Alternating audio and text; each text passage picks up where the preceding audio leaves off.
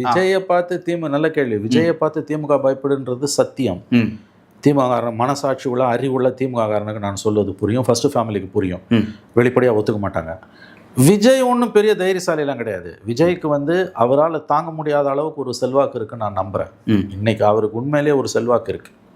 எந்த சினிமா நடிகரும், எம்ஜிஆருக்கு பிறகு அவரை விட்டுருங்க, அவர் வேறு கேட்டகரி, அதற்கு பிறகு தமிழக அரசியலுக்கு வந்த 3 முக்கியமான நடிகர்களை நாம் பார்க்க வேண்டியது சிவாஜி கணேசன், விஜயகாந்த், கமலஹாசன்.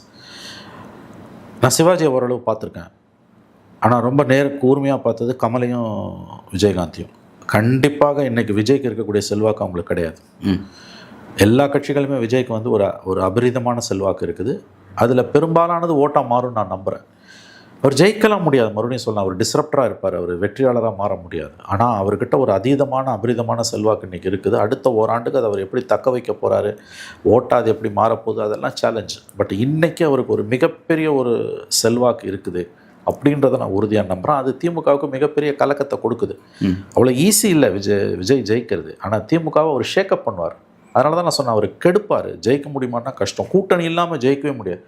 கூட்டணி வச்சு ஆட்சி மாற்றமே உறுதி.